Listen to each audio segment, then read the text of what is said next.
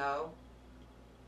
If we don't ask the questions of why am I struggling, why am I struggling, well, then we will just continue to struggle. And we will struggle for struggle's sake. And the weird thing about struggle, it's a funny word when you say it over and over, struggle, struggle, struggle. The weird thing about struggle is you cannot struggle out of struggle. You're just still struggling. You have to relax out of it. You have to calm down and step back and put the question out. And then, the most important part, allow yourself to receive the answer. Be open to receiving an answer of how you are causing struggle in your own life, how you are expressing struggle, so you're always constantly experiencing struggle. It's no way to live. It is a way that we humans have lived for a long time, and we've way overindulged it. We've even glorified it. There are people who I respect immensely who say life is struggle, but I respectfully disagree. Life is life. Struggle is an expression of life. Struggle is the expression of fighting against life. When we overindulge in it, we're abusing it, the expression. When we use it as a signal to tell us we're not operating efficiently, to tell us there's a better way, and if we stop and question, we'll look and we can find it, or to tell us that we just have a skill to practice. If we just use struggle that way, it's great. It's great. Because then it just lasts a short time, and it fits nicely into all of our experiments and our mistake making. You know, one of the biggest signals that you've made a mistake is you come up against struggle. One of the biggest signals, you know, to stop and rethink is that you come up against struggle. And even when you're practicing a new skill, if you don't practice the principles of the skill, if you practice something against the principles of the skill, well, you're going to struggle. You know, eventually there are principles that go with each and every meaning, each and every skill. There are principles that go with being an active listener. And if you want to be an active listener, you have to practice those principles. So, for those reasons, struggle is cool. And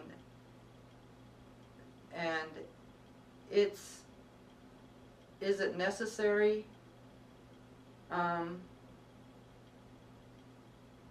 wouldn't say it's totally necessary, but I would say that it's a very efficient tool because it gets your attention. I mean, you can feel instantly when you're struggling. And in the deeper sense, is it necessary to struggle in life? No, I don't think so. I think life itself can exist and is not dependent on the expression of struggle to exist, because life inherently has to be completely balanced. Life inherently is infinite, and in the infinite, nothing is struggling against anything else. Everything just is what it is. And that kind of, I guess that kind of can bring us to the subject of love. The question, Jenny's question was, how does love change over time? Romantic love, specifically. And first of all, I want to say it's really, I feel a sincere reverence talking about love, and I feel very humbled talking about love because I still wonder a great deal about love. And most of what I can say is how I wonder about it and what it seems like to me as I'm wondering about it. You know, I can't fully define it, but for me, the meaning of love is to accept and allow and receive unconditionally. And I like to give myself little stories that help me understand big subjects, and subjects that can be complicated like love.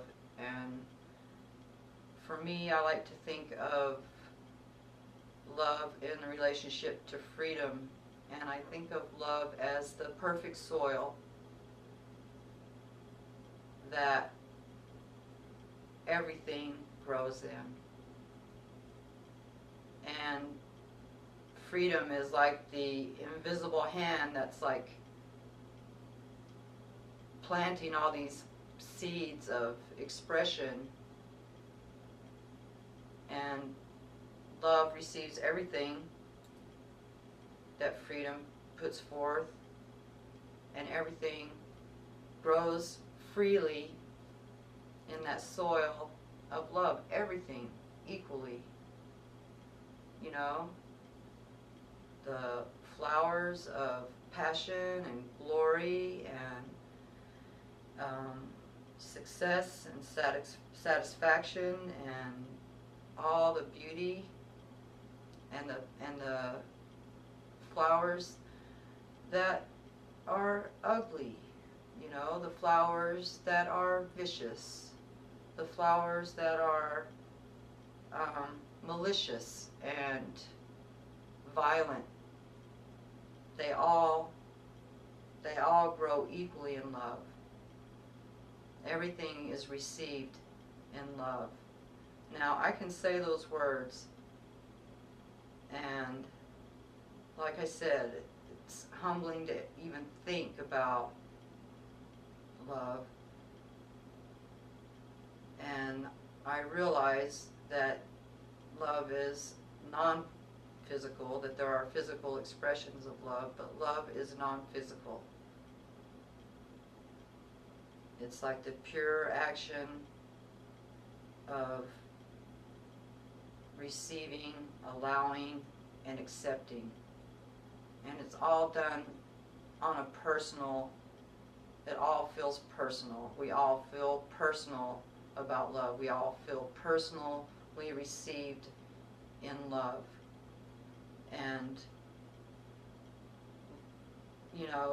there probably are so many more things that other people can say about love. And that's what it means to me in my heart. And I know there's so much more to the picture, but what I can see is that love is always love and will always be love. So it does not really change over time. I think what changes over time is our expression of it, our personal experience of love. As we grow through different stages of our human life, we come to express love in different ways, and as we express it in those different ways, we experience love in those different ways.